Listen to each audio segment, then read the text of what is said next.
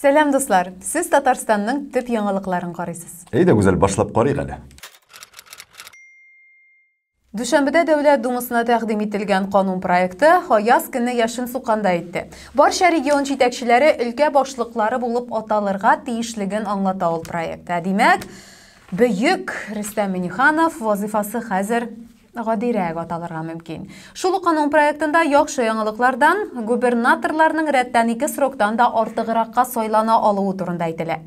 Ничектер сәйрәк кебек. Без Россия Федерациясе дип аталабыз, тик үзебезне унитар дәүләт кебек тотабыз. Ни генә дисәк тә, Татарстанда президентны сайладыга димәк, бу срокта Рөстәм Миңнеханов президент вазифасында булачак. Роберт Мусинга хөкем карары чыгардылар. Татфонбанкның элекке җитәкчесе ул. Аны 12 елга хөкем иттеләр. Суд процессы вакытын исәпкә алсак, аңа якынча 2 елда путрасы калган. Юкла инде. Суд процессы үй арестындагы еллар Мусинның сорагыннан алынсын өчен махсус сузылды дип әйтергә теләмибез без. Сез нигә алай дип уйладыгыз ул? Син шулай уйладыңмы? Юк. Зөядәге таудан чаңгы шуу курортын сатарга мөмкиннәр. Казан төзелеш оешмасы милекне банкка залог итеп салган һәм аны башка компания инде сатып алган. Таудан чаңгы шуу курорты белән хәзер ни булыр билгесез. Якын арада байлар туйлар үткәрү урыннарын югалтырга да мөмкиннәр. Атна ортасында Казанның тандемында бер хатын-кызның бала урламакчы булуы турында мәгълүмат пайда булды. Бу ана бераз артыграк борчылды дип саныйбыз, ләкин Аллага шөкер, бу хәлне тикшерүгә полиция алган инде. Акылсызлык белән аңлатылучы тагын бер хәл. КФУ аспиранткасы үз-үзенә кул салуында профессорны гаепләп видео яздырган. Ә соңыннан юкка чыккан. Бар халык борчылуыннан нишләргә белмәде. Соңрак бу кызны Мәскәүдә табалар һәм аның КФУ аспирантурасында укымавы, ә КФУ профессорында диссертация язуы ачыклана.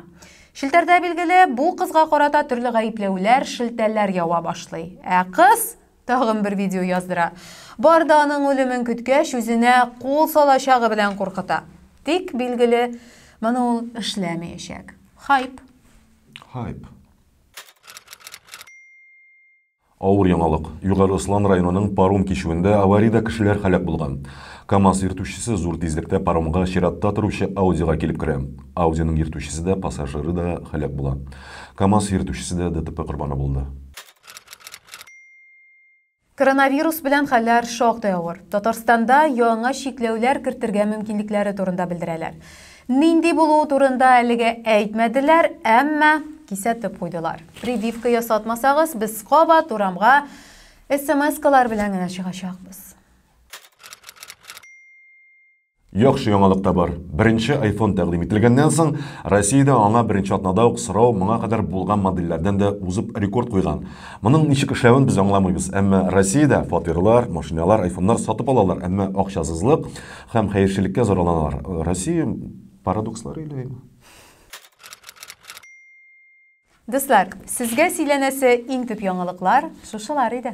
Әйдә, сау булышып та карыйк әле. Киләсе очрашуларга кадәр сау булыгыз. Ассаламу алейкум.